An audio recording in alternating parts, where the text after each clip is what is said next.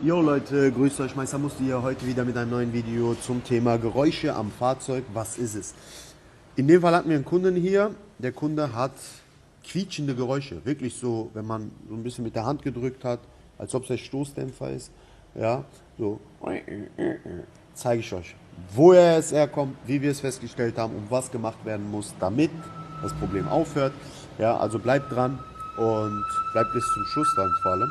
Ja, und hier macht ihr so einen Daumen hoch, gefällt mir und alles andere, was dir auch auf meinem Kanal gefällt. Also in dem Sinne machen wir jetzt weiter. Wir haben ein Smart hier, 450er, 450 ist die Baureihe, ja, circa Baujahr 2005, 6, irgendwie sowas. Der hat ein quietschendes Geräusch und ich zeige euch, wo es ist.